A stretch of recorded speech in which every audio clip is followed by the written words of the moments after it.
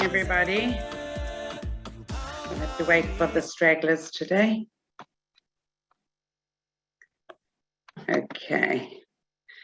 Love the music.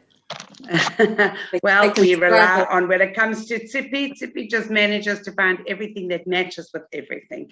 Thank you again, Tsipi. And thank you to Anita, always for managing to get the recording. And I'm going to have to start posting where the YouTube is, and then everybody can find whatever it is that they want. In fact, if Tsipi is there, she can actually put that up for us now. There we go. Mora Rochel. That beautiful view and beautiful picture. And we are ready to begin.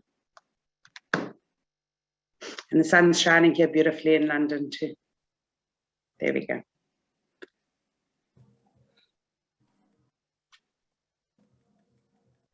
Okay, good morning, everyone.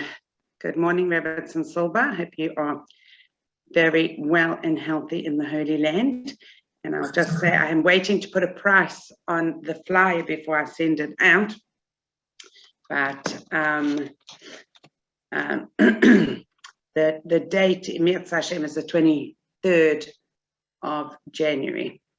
And I also just wanted to wish Dalia Chaim Aruchim, and we should learn today Le'ilu Nishmas Sipora Bas Binyamin. She just got up from Shiva yesterday. And the one thing that Dalia has been inspired through is the Tehillim and her connection with her mom. And she's actually taken on Tehillim in a special way. So, but Ezras Hashem, it should have its place in the Aliyah of the Neshama of her beautiful, beautiful, beautiful person that she was in this world and continues to be in the next. And also the share today was sponsored by somebody who didn't want her name out there. She just wanted to say thank you to HaKadosh Baruch Hu, because her son-in-law had, thank God, a minor accident, but it was a bit of a shock to everybody, and she wanted to make sure that she put it to something that would be real. So she called me and she said, what can I sponsor? What can I sponsor? I said, Thursday morning. And tonight I have the 31st Yortzat of my father, Avram ben Shmuel Kohen, and we should, Be'ezrat Hashem, it should be for an Aliyah Neshama. Okay. Amen, amen, amen, amen, amen, for all the neshamas and all the refuahs and all the yeshuot, the nechamot. Amen. You know, it's so easy for us to say, like, you know, Lili Neshama, and we make it like it's nothing, but you realize in Shamayim they're celebrating. Whoever is now coming and having an Ili Neshama, having a section in our shir, they're like cheering and happy. So kol hakavod to the people who sponsored. Kol hakavod to the women who come to the shir. Because without people who come, we don't have that. Kol hakavod to everybody, and I'm so grateful to have the opportunity to learn with you and to start about Chanuka. So somebody did have a question about a name, and I'll say that at the end of the Ezrat Hashem. You'll remind me 5 minutes towards the end. We'll talk about the questions that you had on names. But let's really get into Chanuka. I'm sure that you have, I don't know, you have in England Sufganiyot, you don't have like what we have here. Here we have already, everybody is celebrating Chanuka. The stores are full of menorahs and candles and, you know, every paraphernalia that you might need for Chanuka. You know that Baruch Hashem, here every Yontif we all celebrate together. I remember in America, when I lived in America, so this time of the year, there would be, you know, turkeys everywhere, because in America they celebrate Thanksgiving at the end of November. And then right away, as soon as the turkeys were over, they would have their lights and all their stuff for their main 25th of December holiday. And it was hard to walk into stores because as a kid, I learned all of the songs because in the department stores, that's what you heard. You heard the songs, and you heard, everybody's trying to be like cheerful and nice to each other, all in the spirit of the holiday, all that. So Chasei Hashem Yisbarach Hodel Hashem Kitzav Kilam Chasdo, and I invite Hashem for everybody here. Now I'm here. And we don't have any of that. We have no idea what's happening here in terms of the non-Jewish holidays. Ad Kedei Kach, to the point where we sell Xmas decorations to put into the sukkah because the Israelis don't know and they don't care, So, and China doesn't care. China's very happy that Israel buys Xmas decorations in August to put up in September for us to have in the sukkah. So Baruch Hashem, we're filled already with Chanuka. And one of the advantages of Chanuka, and that's why it's so important to prepare for Chanuka, one of the main advantages is, if you think about all the other Yom Tovim, every other holiday has major preparation. Meaning, for all the holidays, Pesach, Shavuos, and Sukkot, there's a lot of cooking we have to do before Yom Tov. And Shavuos, we have to get all the cheesecakes ready. And Pesach, we have to do the pre-Pesach stuff. I don't need to tell you about that. And Sukkot, we have to do all the pre-Sukkot stuff, right? And Purim, even Purim, we have to do the Shalach Manos and that mindset. Chanukah is the only Yom Tov that we have to do no preparation, minor preparation. You take down the menorah, you wash it up a little bit. If you have a silver one, you polish it up a little bit. Make sure that you have the candles. And even if you don't have, even if you've messed up and the first day you don't have, so you can light any oil that you have. And the next day, when Yom Tov is, ready in Chanukah, you can already go and buy whatever you need to buy. So that's why it's important. Tzipi, you want to mute everybody, sweetie? Thank you. Or Joanne, you can do that. So that's why it's so important to mentally prepare for Hanukkah. And I want to remind everyone that Hanukkah is the most famous of all the Jewish holidays. Hanukkah, right? They don't even say, they can't even say Acha, San, Achaz. It's the most famous. And how do we know it's the most famous? Because the Christian world made their major holiday the 25th of December to parallel the 25th of Kislev. It's not an accident that it happened like that.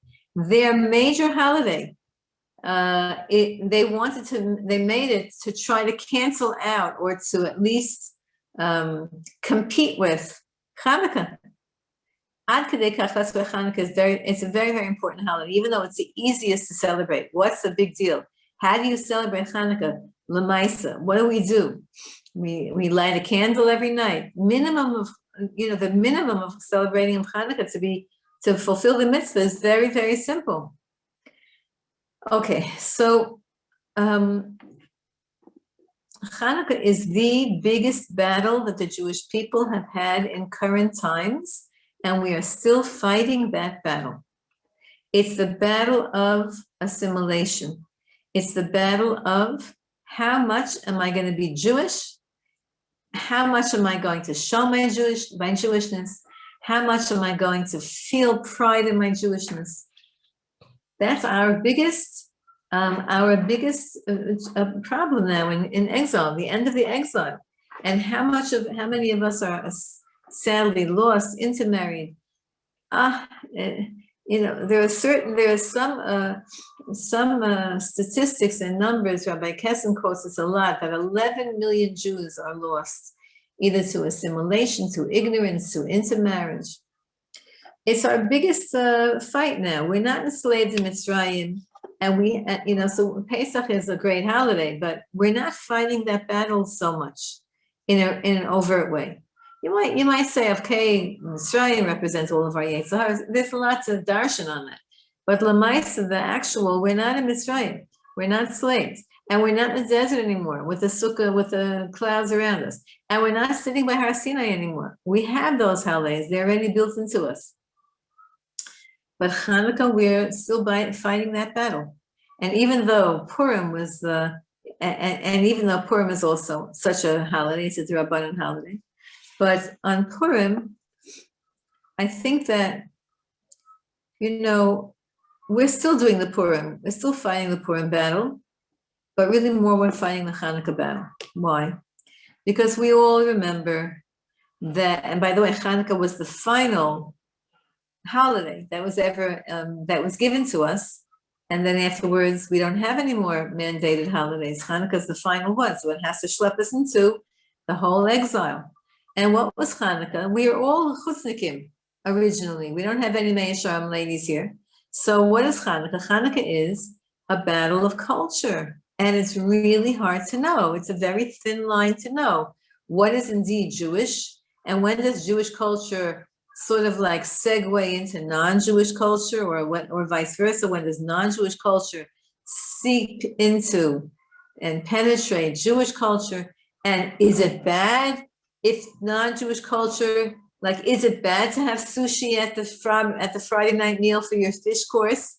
The first time I saw that, I was like, I couldn't believe it. I was by one of my cousins actually in America, and this was before I ate healthy, so I ate whatever.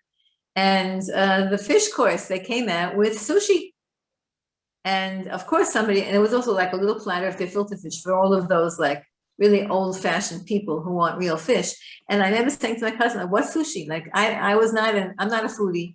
And I didn't know that sushi is made up of raw fish at the beginning. In other words, when sushi first came out in America in the kosher world, when was that, 25 years ago? I didn't know what sushi was.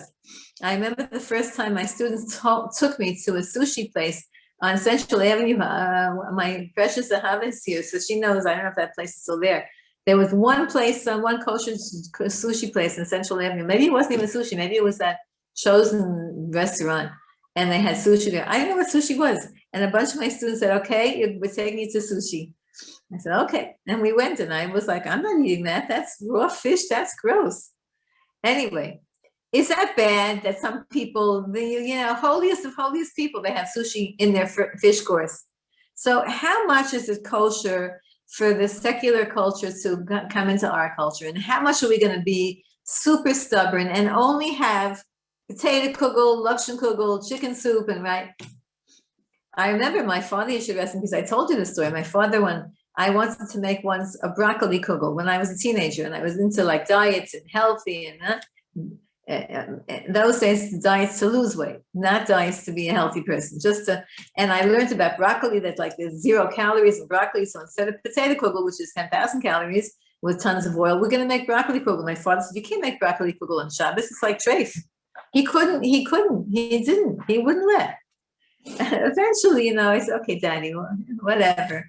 We'll compromise.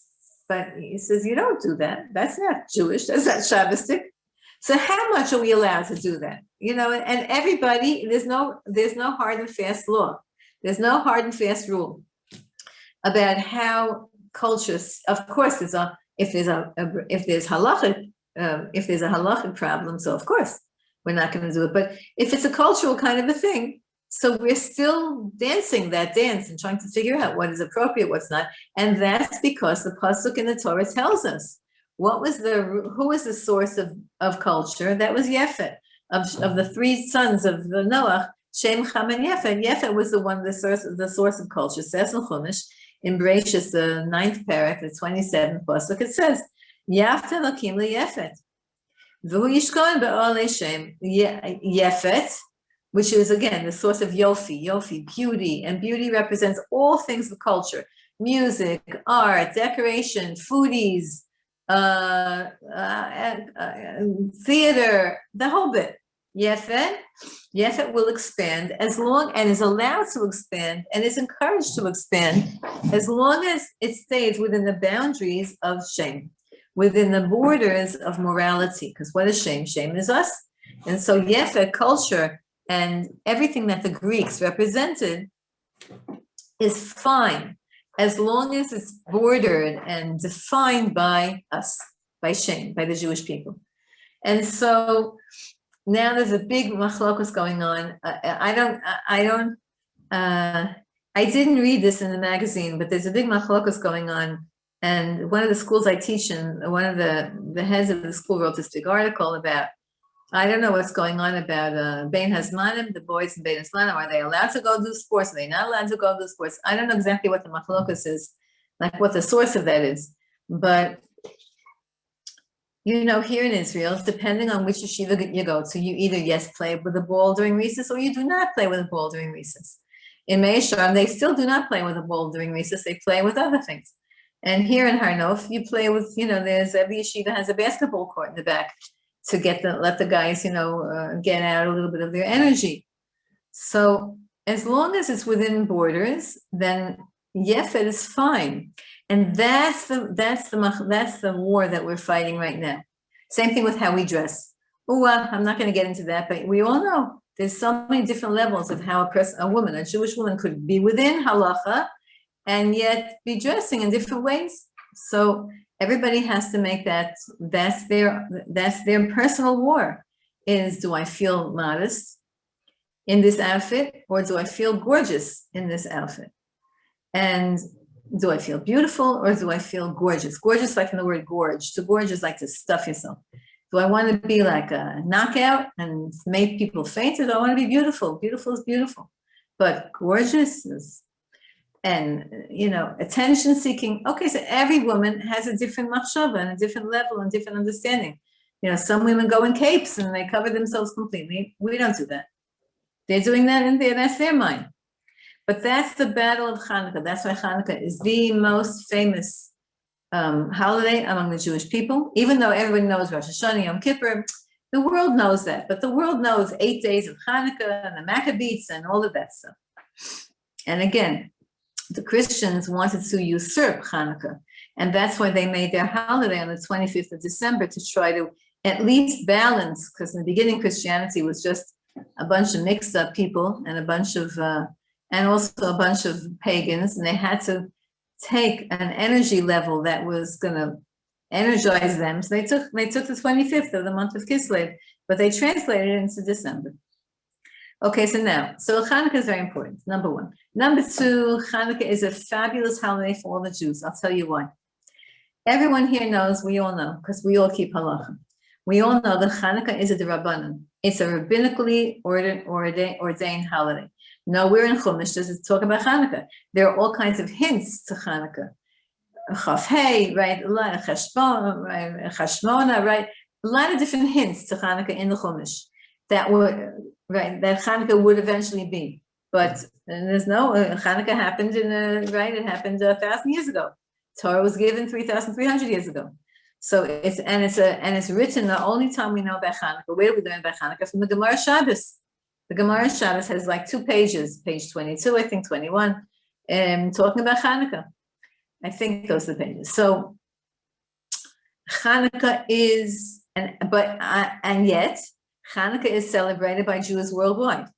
Jews who have no affiliation celebrate Chanukah. Every single Jew in Israel celebrates Chanukah, even if only culturally by eating donuts. I told you that one time I was in a taxi, Chanukah time, and maybe it was in Chanukah. This is years ago. And the taxis, so I haven't been in a taxi in a while, but so I forgot already. I used to go in taxis a lot because I had classes in 2 different parts of the city in Yerushalayim, and I had to go from one to the other. So the only way I could go was in the taxi. So to get there, so I was in this taxi, and the dispatcher gets on the Ramkol. The Ramkol is how do you say Ramkol in English? Like how do you say it? Like dispatcher. Loudspeaker. The loudspeaker. What'd you say, Miriam? Yeah, Dispatcher. Yeah, the dispatcher gets on the loudspeaker. Yeah, he gets on the thing, the radio that's in all the different taxis. CB radios.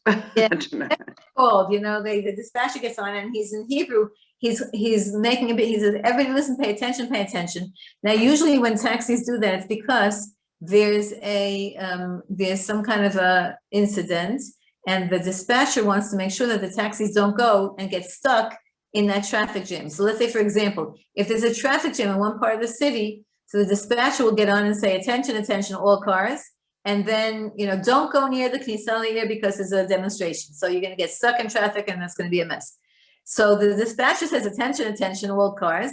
And I'm listening to see what's it going to be. And he says, okay, who's bringing the donuts today? We have to do the donuts ready. We have to get the Sufganiyot schedule. I want to have everyone it seems that in this dispatcher, I was taking the Harno for a taxi thing in the office.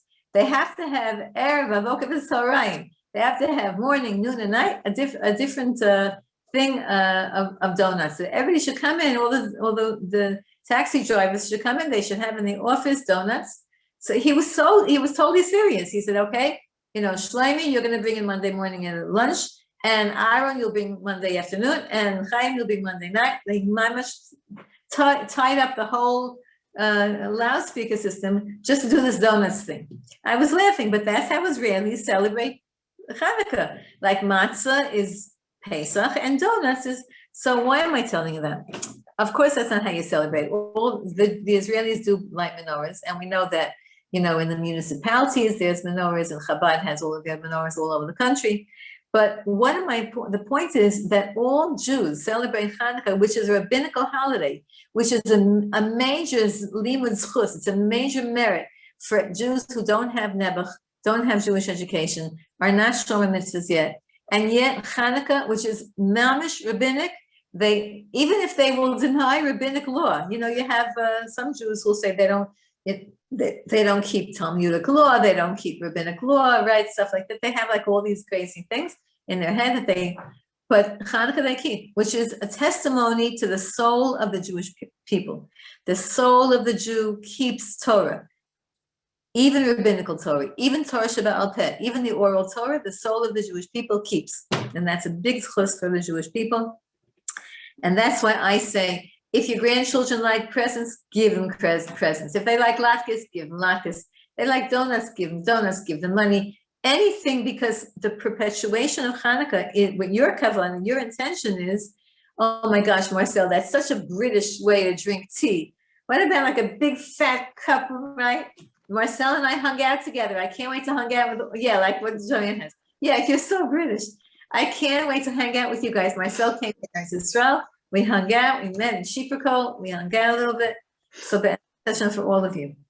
Okay, so now we understand why Chanukah is such a miraculous holiday, because it highlights the soul of the Jewish person, that even the soul of the Jewish person doesn't keep mitzvahs, but somehow is gravitating towards and remembers Chanukah, remembers the idea that there is a Torah, a written Torah, an oral Torah, an explanation of Torah, rabbinical decrees that we consider Torah. The rabbinical decree we consider Torah. Anyway, big zchus for us, for the Jewish people. And that's why, interestingly enough, in Chanukah, you have the most, now for those of you who are not gematria oriented, this might not be so inspiring, but I like gematrias, I like numbers, I like letters. Chanukah is the holiday that has in all the Sfarim, all the Jewish books, commentaries, etc., has the most gematriot, numerology, letter playing around with letters, well, as you'll see in a few seconds. Why is that? It's again because Chanukah is a rabbinic holiday, and it's representing the idea that we are holding on to halacha, even though we're being drowned in Greek culture. We're still holding on by the skin of our teeth. We're holding on to halacha. And you know what, ladies? Maybe you're getting even more religious in your old age. What do I mean by that? When we were younger, listen, I come from family, Baruch Hashem, but there were certain halachas that my parents forgot. And then when I learned them, we would chadish them in the house. Right? And then my father said, oh, you know what? Of course we did that. I just, forgot. And then in general with the Jewish people, let's say hair covering for a woman. When my parents got married, so some did, some didn't. It wasn't one of those strong halachas. Now it's incredible that it came back in a strong way. etc. Davening for women. Also, when my mother when they were younger, they didn't do what we do. And so it's coming stronger even now, all the halacha. And that's a very, very good thing. Okay, so now I want to share with you one of the very powerful and important and cute gematrias about Chanuka. And that is like this. We all know that Beis Shammai, Beis Hillel, I don't know if you do know this, but why is Chanuka written in the Gemara Shabbos? Because it's talking about how do you light your Shabbos candles? Do you use wax? Do you use candles? Do you use oil? Do you use kerosene? So in the Gemara, it talks about how you light Shabbos candles, and then it segues into, and what about Chanuka candles? What oils are used for Chanuka candles? That's why it's in Shabbos, one of the reasons. So in the Gemara Shabbos, there's a machlokas, there's a very, very famous discussion of how do you light Shabbos candles? We know the first night you light one, the second night you light two, the third night you light three, etc. And we always light the newest one first. But did you know that really in the Ikar Hadin, you just need to light one candle a night? Just one, just to show tonight's a miracle, a miraculous. If Chas v'Shalom a person's poor, or in the times of the Holocaust when they were just saving their margarine for they would put a piece of like string from their clothing into a piece of margarine and somehow find, I don't know how they found fire to light it, and would light for it would sparkle for a few seconds and then fizzle out. That's all. That's what you're fulfilling the mitzvah Chanukah licht, even by one. But we're rich, so we all light first night one, second night two, etc.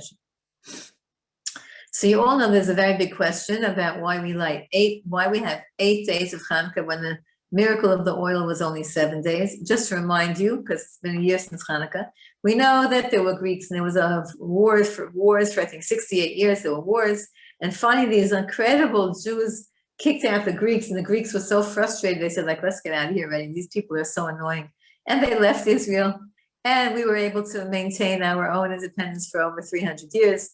And the miracle was they came into the Beis HaMikdash, which it was the second Beis HaMikdash, and they wanted to light the menorah, symbolizing purity, and they couldn't find any oil that was kosher because all the Greeks had opened up the bottles of oil and contaminated them, used them for their idolatry, whatever. And they finally found this cute little pach shema, and they found some kind of a vial of oil, and it had the stamp of the Kohen Gadol, and some say the stamp was the letter Chet, letter Ches, right? That was the stamp of the Kohen Gadol, and it was sealed, and they used that, and they found it in it, and it was only enough oil for one night, for one day, and it lasted 8 days. Therefore, we celebrate 8 days. So the strong question is, why do you celebrate 8 days? The miracle of the light was only 7 days. It's a very, very famous question. There's hundreds of answers to this.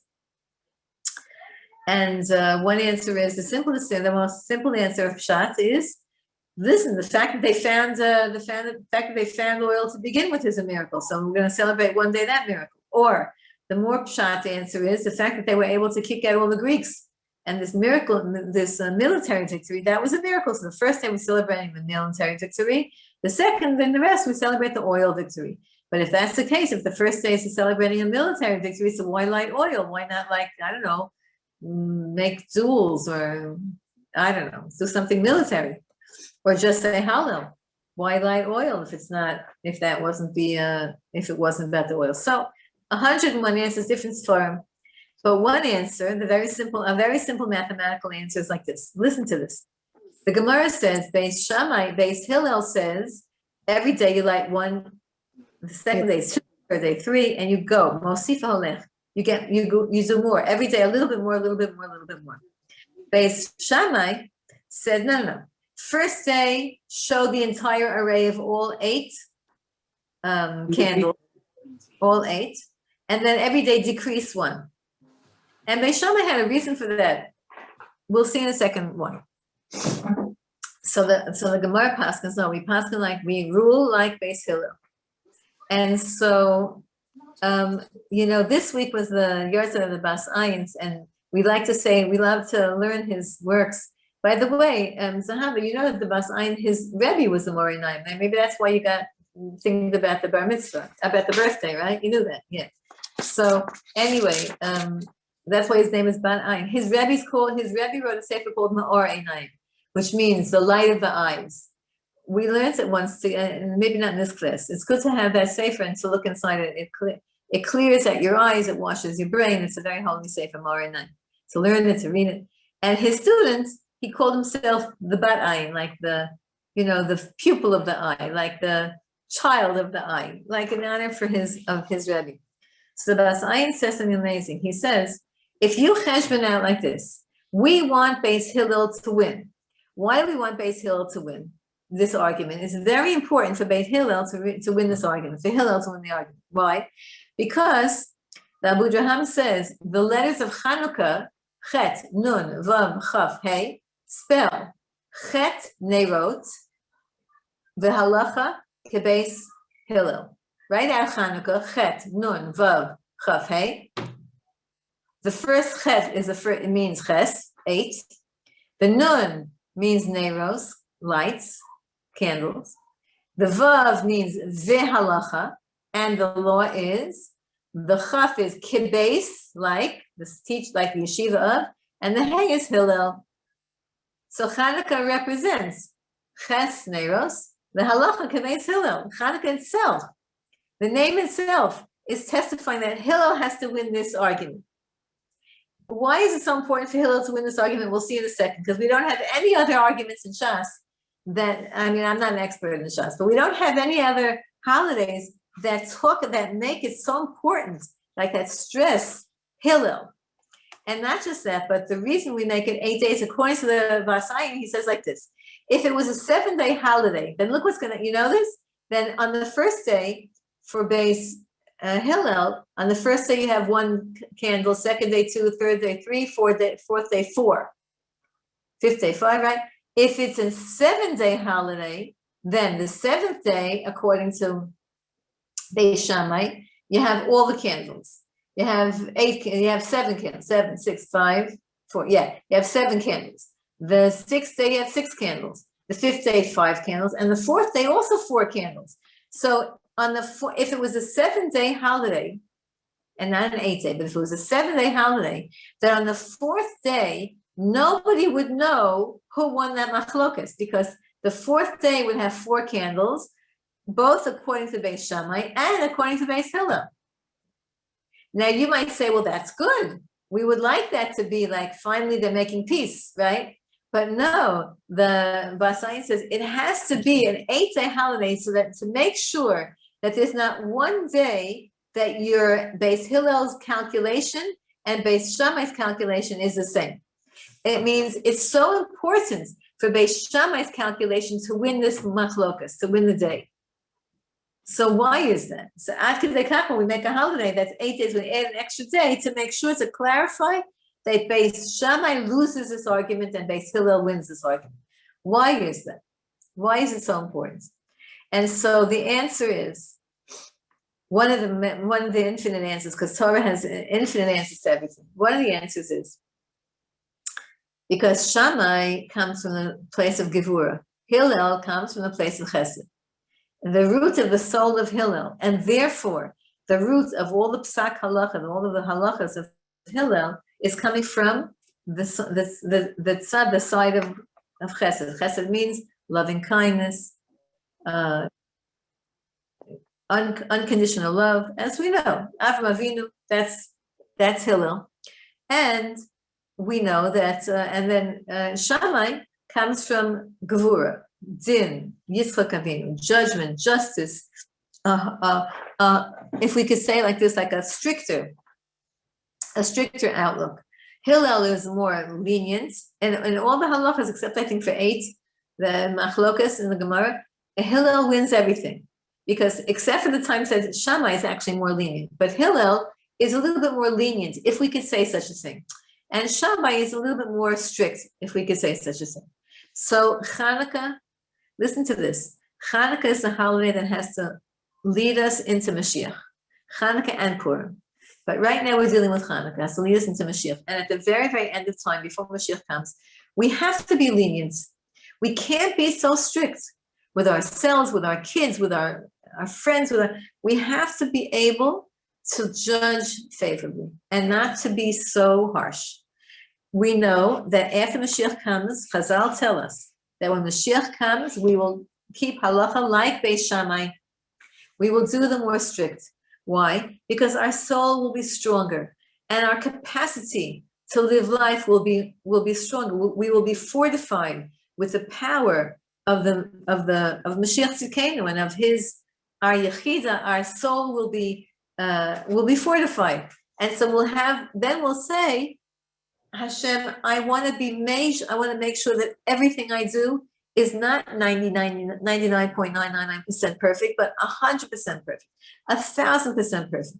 And we won't be unduly strict, means we won't make up new things, but we will take the halacha and do it in the best possible way. That's what Shammai represents. He represents the ability to keep the Torah when we have a strength of soul. Right now, until Mashiach comes, our souls are incredibly weak, and they get weaker and weaker in every generation, to the point where, again, like, Meir Sharma 100 years ago, they didn't play with balls and baseballs and footballs and soccer balls and basketball balls. It was like treif. And now in the best yeshivas, they're saying, like, of course, it's a mitzvah now to play with a ball, right? In olden days, right, with everything, in the Nevardikers in olden days, the men from the yeshiva of Nevardik, they would walk around like schleppers. They would walk around in torn clothing and ugly clothing because they wanted to work on the midah of humility. Now, oh no, yeshiva boy has to be dressed respectfully and beautifully, and he has to have the nicest, shine his shoes, because he has to feel good about himself and he has to look like a dignified person. So at the end of time, we don't have strength anymore to, no one's going to tell you to kasher your own chickens. I remember I remember kashering chickens when I was a kid. Nowadays, the Vat HaRabbanim, years and years ago, of all the major Orthodox organizations decided, no, every kosher butcher now has to kasher the chickens because the people are not going to do it. In the olden days, of course, they would do it. Like, who would think not to kasher chickens? But now, so we're weaker. We go by Beis Hillel. Chanuka is the holiday of look at the person's light. Look at the person's shiny face. Don't look at anything else. Look at the Hillel in them. Don't look at the Shammai. Look with Hillel eyes. The name itself is stressing, be like Hillel, judge favorably, be loving, be good. See their candle. Don't be judgmental, Chanukah, the whole Chanukah. And we know that that's a hard thing to do. That's why we have 8 days. 8 days is above nature, the Maharal teaches. 8 is above nature. We have to go above our natures to just see the neshama in every person. Don't see the outward, just look at the neshama. That's Chanukah. And that's why it's so important that Hillel wins this battle for Chanukah. And that's why Hillel, you say Hillel's name every single day in davening, because it says in Sukkot Zima, in the parak right after Ashrei, Harofe Lishurele, God is the one who heals broken hearts. Harofe starts with a hey, Lisha Hureyev starts with a lamed, lamed, that's Hillel. I didn't make this up. Chazal tell us this. That Hashem is telling us at the end of time, we're all brokenhearted. We're all weak. Our hearts are weak. Not about heart attacks, chas v'shalom, just our emotions are so fragile. And our devotion to Hashem is so fragile. The littlest thing knocks us off. That's Hillel. That's when we have to access Hillel energy. And that's why Chanukah is such a beloved holiday, because it's like Hashem saying, I'm going to take care of you. And I know that it's hard. And I know that it's a little tiny light. It's not like it's big, giant Xmas tree with huge lights and 10, 20 feet high. It's a tiny light. You have a tiny spark in you. It's okay. I love that. And I want that. I want to focus on that. That's our feeling. When you look at the Chanukah, when we look at the Chanukah candles, we have to think about every single person in our life.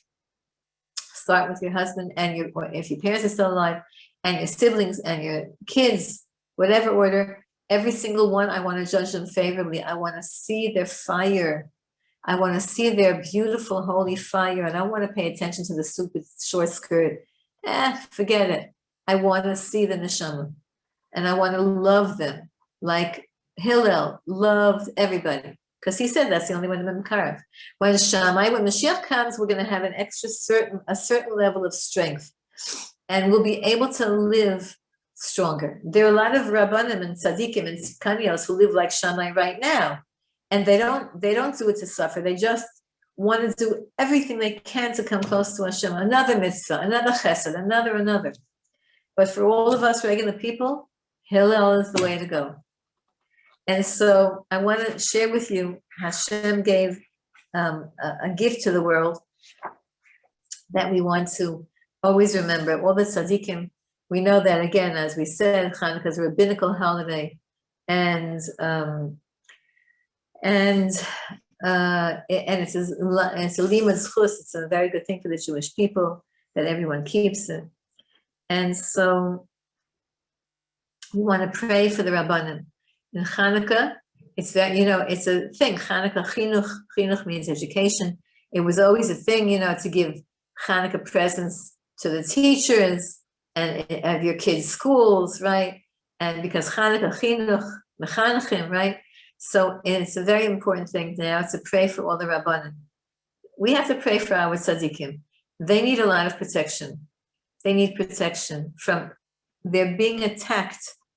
Chas v'shalom, I hope not. But we have to daven for them, especially women should daven for them. Women should daven that all the tzaddikim and tzidkanios, all the righteous people, should be surrounded with a wall of protection, that no negativity, no outside forces should have any power at all. All the Rosh Hashivas, all the yeshivas, all the Jewish people, we have to daven for everybody. The whole Chanukah, just keep davening. Don't stop, non-stop davening for everybody you could think of. That's, by the way, the ultimate Chanukah gift. You want to give to somebody? Remember in olden days, you used to get a gift that would say like, a $25 tree was planted in your name, in Israel someplace, right? Now in Shemitah, we don't give those gifts, we give different gifts. Money was given to Shemitah farmers in your name. But the best gift you can give to somebody is a spiritual gift, and that is daven for them. And by the way, you don't need to know their Hebrew name. You could say their English name. You could think about them. Just think about their visage. Think about their face in your mind. If you want to do like a lot of people. Okay, I want to share with you something from the Holy Rebbe, the Holy Rabbi, the Chanuka, Rabbi Shlomo Yehuda. He gave a shir 2 years. I don't know if it's 2 years ago or 3 years ago. I'm ready. The whole Corona thing knocked us off in terms of time. So when did Corona start? Before 2 years ago or before 3 years ago? I think 2 years ago, right? Just two? Yeah, two. So the Chanukah before Corona started, Rabbi Shlomo Yehuda gave a shir to thousands and thousands of yeshiva people. And I wasn't there because I only heard about him from the shir. And women were there in the gallery. They had they make a ma'od mechubad for women. Women come and he gave a shir on the third day of Hanukkah, third or the fourth day, because they had the menorah lit.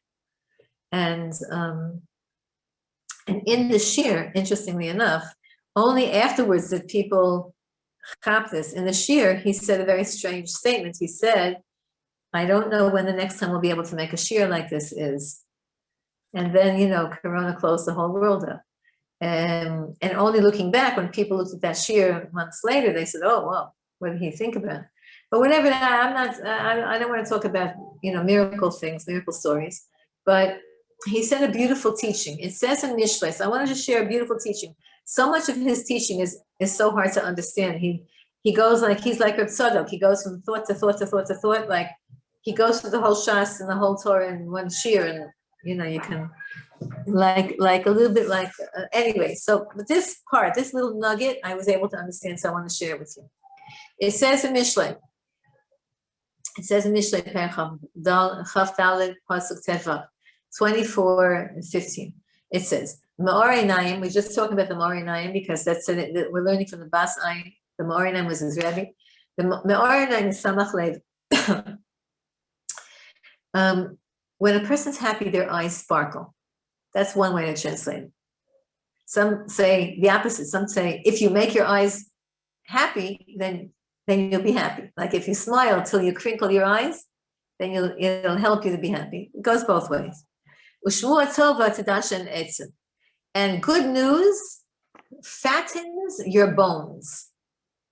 Fattens your bones. Okay, so what does that mean? So he explains like this. He says that something very interesting. This is going to sound a little bit, this might be hard for people to hear, certain people. And I'm asking forgiveness for all the holy people who are listening to this who might not, it's hard for them to hear this. But the body of a Jewish person is not exactly the same as the body of a non-Jew. And even though, yes, you can have an organ transplant, right? But there's a fundamental difference between the body of a Jew and the body of a non-Jew. We can't necessarily physically measure that difference, except in this one area. The Rebbe says, the Chanuka says, that the Chanuka, his name is Reb Shlomo Yehuda Be'eri. We call him the Chanuka. He's a young genius and he's a special, unusual, remarkable person. He says like this. What does it mean, that good news fattens your bones? He says the bones of a Jew are filled not with marrow, of course with marrow, but what makes the bones of a Jew? The miracles that Hashem does to each different Jew goes into the bones of that particular Jew. And meditating on the miracles that we have, thinking about the miracles that you've gone through in life, the miracle of we just woke up in the morning. Every single thing, everything is really a miracle. Everything is a miracle. So meditating on the miracles of and then your personal, unique miracles that happen to you, it's not going to make you fat. Don't think it's going to make you fat. It's not a fat thing. It's a strengthening of your bones. It's a strengthening of your structure. It's a strengthening of your earth element, because the earth element is the structure of the body. Just thinking about the miracles, Shmua Tova, the good news that you had, the miracles that happen to you in your life, that's what he says, is the stuffing of our bones. And Chanuka so he says about Chanuka, that Chanuka was a national miracle, and therefore every Chanuka, our structure as a nation gets thicker, gets stronger, gets fatter, gives you good news, all good news. And he calls good news a miracle. So in this week's parsha, Yaakov Avinu bows down to Esav 7 times. This is teaching from a mild Biderman. He bows down to Esav 7 times, and we know that Chazal criticized him. Chazal, there's a back and forth, just like with Noah. Was Noah a real tzaddik, or was he a relative tzaddik? Yaakov Avinu, our grandfather Yaakov, was criticized by, why are you bowing down to him 7 times? So there's on both sides, there's a Hillel and a Shammai. Of course, not that particular, but not those particular two, but there's 2 sides to that argument. On one hand, he was humbling himself before him, trying to make peace. On the other hand, the Rochel says like this, he says that Yaakov Avinu, everything that he did, every kavanah that he had, was not for himself. Hashem gave Yaakov Avinu a private promise that he will survive, that his kids will survive, and that they will create a big nation. So he wasn't afraid for himself that he's going to be hurt personally. Everything that in his confrontation with Esav was about us, his future generations, and will we survive? And will be able to overpower and just survive the exile? And so the pasuk in Mishlei, sorry, I told you the wrong pasuk before. The pasuk I just told you about from the Rav was Mishlei Tet Vav Lamed. Shmua Tova Tadashen Etzen was Mishlei 15, chapter 15, verse 30. Tet Vav Lamed. Now the other Mishlei pasuk is Chaf Dalet Tet Vav. That's where it says Sheva Yipol Tzadik V'Kam. A tzaddik could fall and fail 7 times, but he picks himself up. She picks herself up.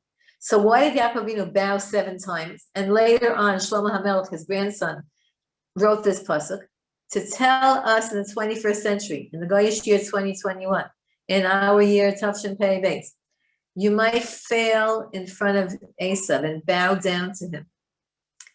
Even at multiple times, bowing down to Esav. Esav is now a parallel to the Yetzer Hara. You might have failed. You might fail every 10 seconds. A person might fail. Why the number 7? 7 means on the totality of what we do in this world. You might have failed 7 times. Get up. Pick yourself up. Don't stay bowed. Yaakov, I bowed to you. You know why? So then I could pick myself up. I bowed again because I'm going to pick myself up. Because you can't bow 7 times and stay bowed. Like to bow 7 times, when you bow down, you got up. Bow down, you got up. And my final bowing down, I got up.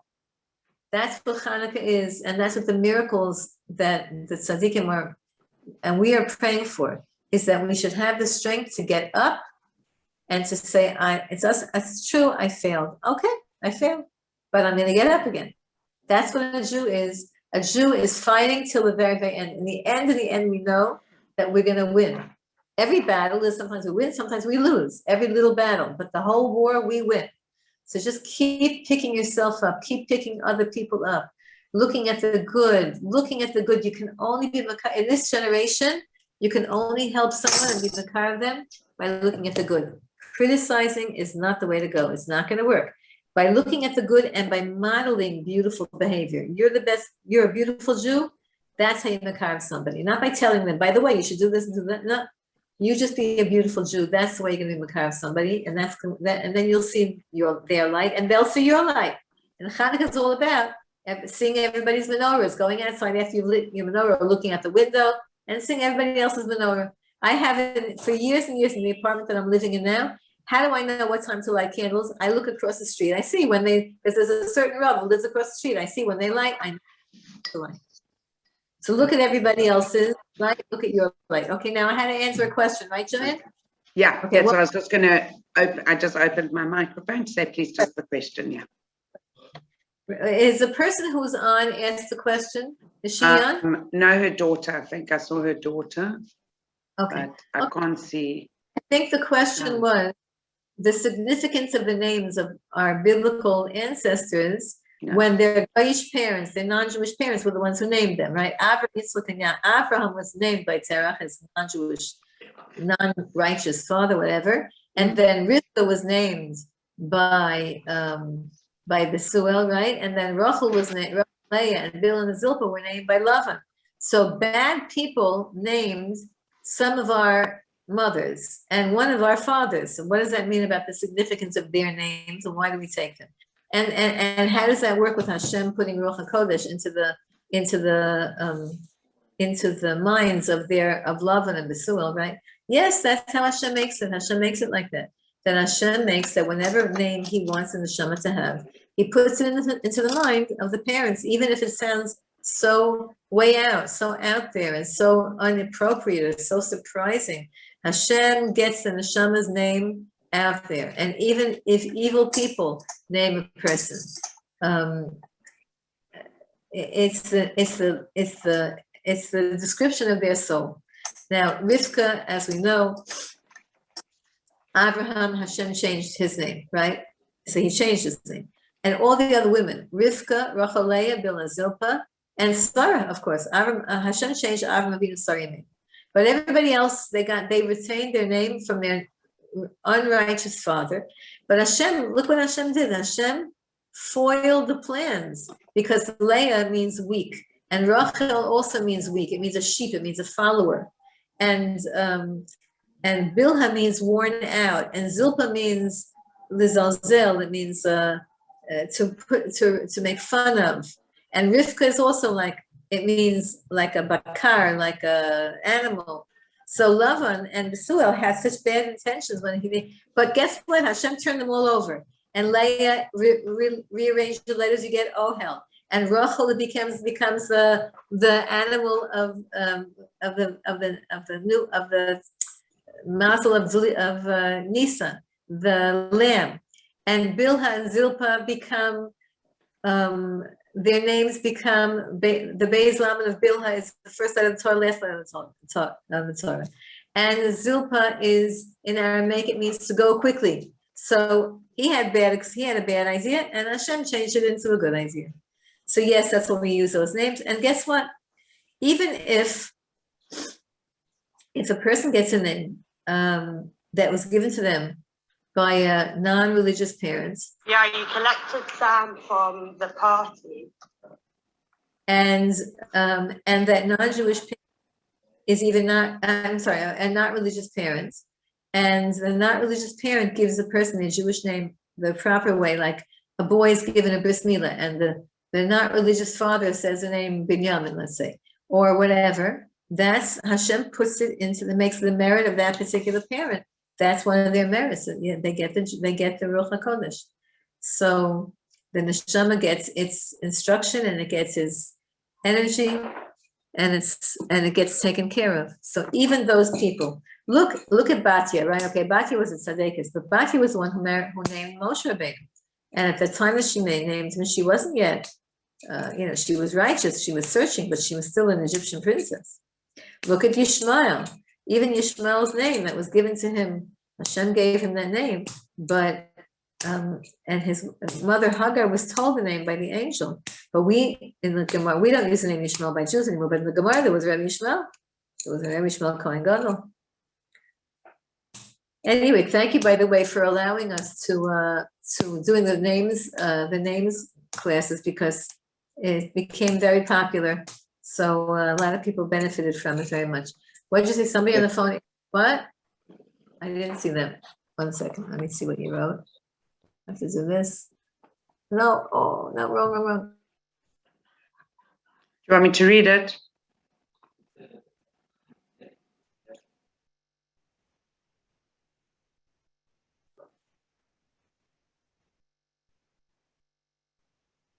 You want to hear? Are you muted now? Can I just not hear?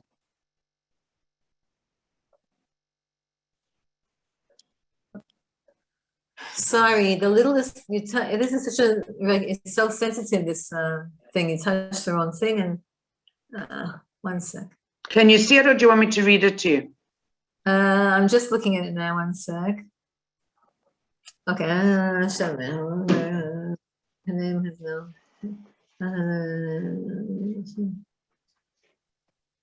Okay. You have to all these questions. I would prefer that you ask a rabbi. Is that